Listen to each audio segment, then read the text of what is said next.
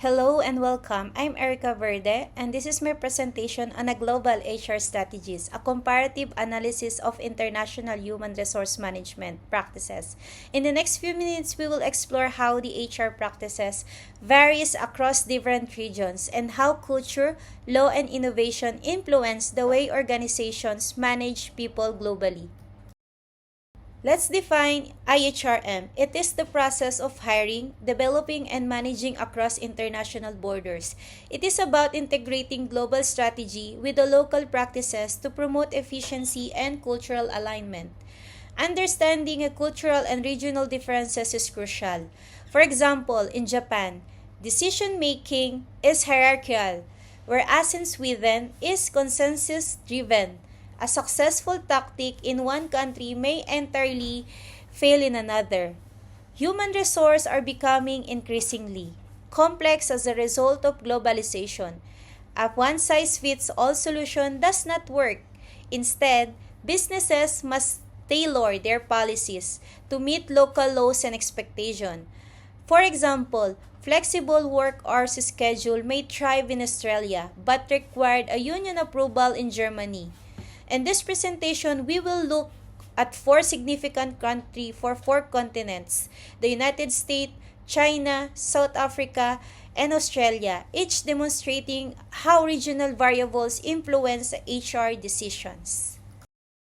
The next slide, we will talk about the organizational behavior, challenges, and best practice for four different countries. Let's begin with the United States of America. The American workplace values performance, diversity, and legal conformity. It operates in a highly regulated, individualistic environment with a widespread technological adoption. In the United States, a workplace culture is individualistic, results-oriented, and varied.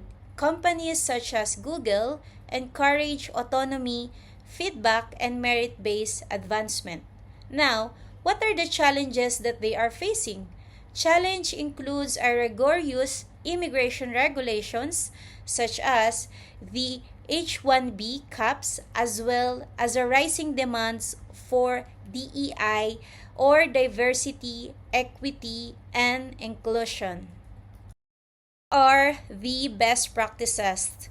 First is the legal compliance and equality. Second is the HR technology and analytics. Third is strategic DEI initiatives.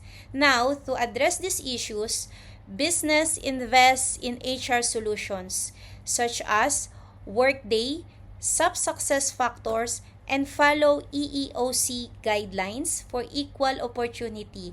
Strategic DEI programs and technology-driven analytics assist in efficiently managing a complex, varied workforce. In this slide, we will talk about the second country. In the Chinese workplace, culture is hierarchical, collectivist, and relationship-driven. At Huawei Company, for example, leadership is centralized and reflects Confucian principles. So, what are the challenges that they are facing? Challenges include limited labor mobility as a result of household registration, system, and significant turnover in metropolitan tech centers. What are the best practices? First is government integrated workforce planning. Second is the ecosystem for internal learning and development.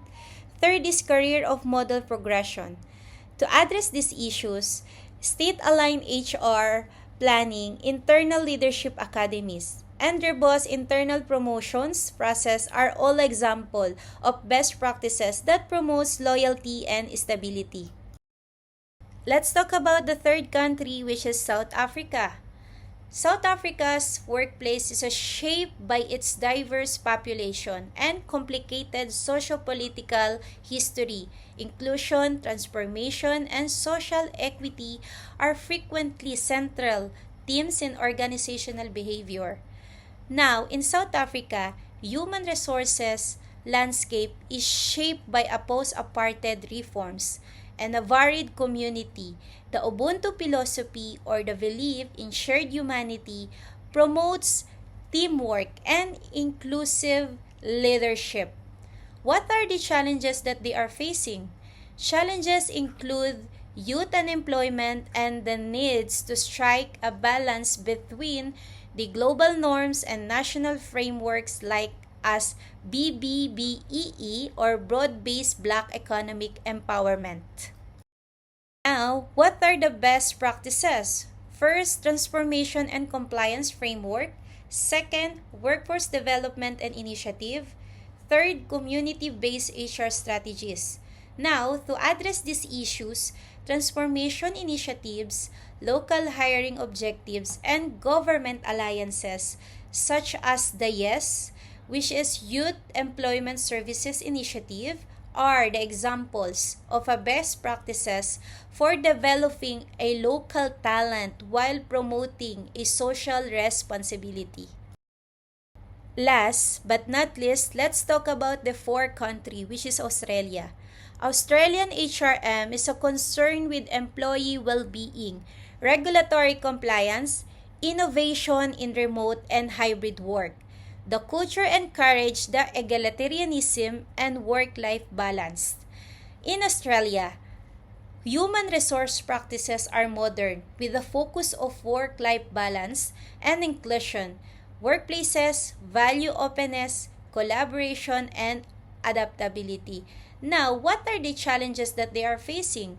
Challenges include geographic isolation, makes talent procurement difficult, particularly in distant places, as thus managing a multicultural staff. What are the best practices? First is work-life integration and flexibility. Second is HR technology for engagement and wellness. Third is inclusive leadership and diversity policies. To address this issue, top practices include a mental health programs, flexible policies, and technology platforms such as Culture AMP. Equity efforts such as indigenous hiring objectives and gender benchmarks promotes fairness and inclusion. Now, let's compare leadership style reflects geopolitics. The United States is a result-oriented. China is centralized. South Africa is transformational. And Australia is egalitarian. Cultural differences are also important. Individualism is valued by Americans and Australians, while collectivism is emphasized in Chinese culture. Power is distributed more evenly in the West than in China. In this slide, we will talk about the IHRM practices, common challenges versus innovation. HR practices exemplify these values. Companies in the United States rely on data tools, whereas Chinese company promotes internally. South African firms prioritize the community impact, whereas in the Australians value wellness and flexibility. Each country faces obstacle, but through innovation, the United States uses analytics for DEI. China has internal universities, South Africa has a public-private youth initiatives, and Australia use a hybrid to work bridge regional divides. Overall, we observe two trends, innovation and adaptation in the United States and Australia, and state-aligned stability in South Africa and China.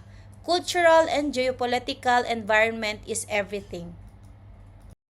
As part of this slide, which is the conclusion, this outlined the important findings from cross-continental analysis of IHRM initiatives, as well developing a global trends that will impact the future of HRM.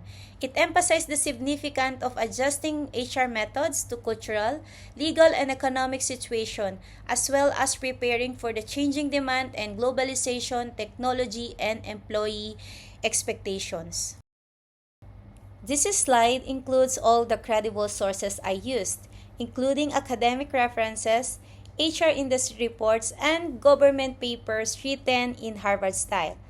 Thanks for watching, and I hope this provided you with useful insight into the challenges and potential of managing people across borders. As HR professionals, we must lead with the empathy, strategy, cultural intelligence, to shape tomorrow's workforce. Thank you.